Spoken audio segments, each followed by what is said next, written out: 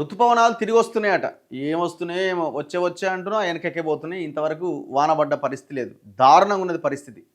23 లేదా 24న బంగాళాఖాతంలో అల్పపీడనం ఏర్పడే అవకాశం ఉందట. వచ్చే వారం రోజుల్లో తూర్పు, ఉత్తర, మధ్య భారత ప్రాంతాల్లో వర్షాలు, దక్షిణాదిలో కొన్ని ప్రాంతాల్లోని వానలు. భారత వాతావరణ శాఖ ఒక అంచనా వేస్తున్నది. మరి ఈ భారత వాతావరణ శాఖ వేసే అంచనా ఎంతవరకు నిజమైందో చూడాలి. సో పరిస్థితి కొంత మెరుగయ్యే అవకాశం ఉంది అని అంటున్నారు. కానీ ఇప్పటికే ఆల్మోస్ట్ మనం జూలై 20వ తారీఖు ఉన్నాం. ఈ పాటికే నాట్లేసి రైతులు మొత్తం ఎక్కడ చూసినా పచ్చదనం ఉండాల్సిన పరిస్థితి ఇవాళ మొత్తం బీడుబారిపోయిన పొలాలు, రైతుల కళ్ళల్లో విషాదమే కనిపిస్తుంది తప్ప ఎక్కడా కూడా రైతులు హ్యాపీగా ఉన్నట్టయితే లేదు. చూడండి, నైరుతి ఋతుపవనాలు దేశంలోకి ప్రవేశించి నెలన్నర రోజులకు పైగా గడిచినా ఇప్పటి వరకు చాలా రాష్ట్రాల్లో సరైన వర్షాల జాడ లేదు. అనేక చోట్ల వర్షపాతం సగటు కంటే లోటులోనే ఉన్నది. ఎల్నినో పరిస్థితులే ఇందుకు కారణం.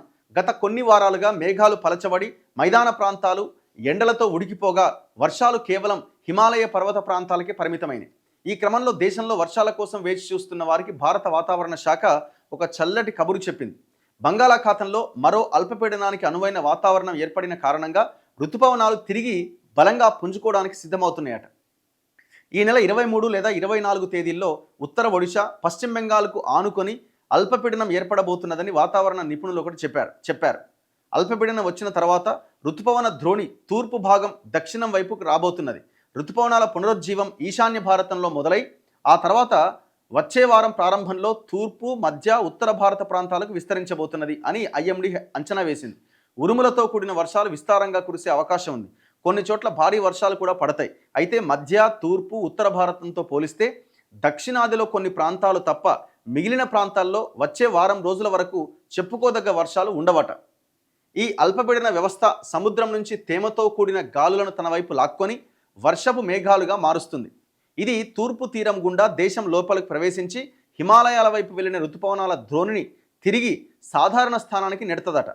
వారాల తరబడి అధిక ఉష్ణోగ్రతలు, ఉక్కపోతతో అల్లాడిపోయిన గంగా మైదాన మధ్య భారత ప్రాంతాలకు ఇది ఉపశమనం కాబోతున్నది. బంగాళాఖాతంలో అల్పపీడనాలు తక్కువగా ఏర్పడడం, అరేబియా సముద్రం నుంచి తేమను మోసుకెళ్లే గాలులు బలహీనం కారణంగా ఈ నెలలో దేశవ్యాప్తంగా ఇప్పటి వరకు 24% లోటు వర్షపాతం నమోదైంది. వాతావరణ నిపుణుల ప్రకారం భారతదేశం ప్రస్తుతం బ్రేక్ మాన్సూన్ దశను ఎదుర్కొంటోంది. ఈ సమయంలో వర్షాలు కురిపించే ద్రోణి హిమాలయాల వైపు వెళ్లడం వల్ల మధ్య భారతదేశం మొత్తం పొడిబారింది. ఋతుపవనాలు తిరిగి క్రియాశీలం కాబోతున్న క్రమంలో ఆదివారం దేశంలోని 3/2 ప్రాంతాల్లో మేఘాలు ఆవరించి ఉన్నట్లు ఇస్రోకు చెందిన ఉపగ్రహ చిత్రాలు చెబుతున్నాయట. కర్ణాటకలో కొంత వాన పడుతుంటే ఆల్మట్టిలో ఇన్ఫ్లో పెరిగింది. 2 రోజులుగా కర్ణాటకలోని ఆల్మట్టి డ్యాంలోకి ప్రవాహం వస్తోంది. ప్రాజెక్టు గరిష్ట నిల్వ సామర్థ్యం 129 టీఎంసీలు అయితే 75% నిండిందట. ప్రస్తుతం 92 టీఎంసీల నిల్వలున్నాయి. కాలువలకు 5,250 క్యూసెక్ల నీటిని వదులుతున్నారు. జలాశయంలోకి ఆదివారం 40,559 క్యూసెక్ల ఇన్ఫ్లో ఉన్నది. తుంగభద్ర కూడా ఇన్ఫ్లో పెరిగింది. ఆదివారం 20,510 క్యూసెక్ల ప్రవాహం ఉన్నది. కాలువలకు 1,137 క్యూసెక్లు విడుదల చేస్తున్నారు. డ్యామ్ గరిష్ట నిల్వ సామర్థ్యం 105 టీఎంసీలు అయితే ప్రస్తుతం 25 టీఎంసీల నిల్వలు మాత్రమే ఉన్నాయి. ఇక జూరాల, శ్రీశైలం జలాశయాల్లోకి చుక్క నీరైనా రావట్లే. ఆడ వదిలితే కూడా కిందికి వచ్చేది. నాగార్జున సాగర్ జలాశయంలో ప్రస్తుతం 137 టీఎంసీల నీటి నిల్వలే ఉన్నాయి. ఎగువ నుంచి 900 క్యూసెక్ల ఇన్ఫ్లో ఉండగా 900 క్యూసెక్లను ఎస్ఎల్బీసీ ద్వారా విడుదల చేస్తున్నారు. సో ఇట్లా చాలా దారుణంగా ఉన్నది పరిస్థితి. నిన్న వర్షాలు కురవాలంటూ తాండూరులో నమాజ్ చేస్తున్నారట.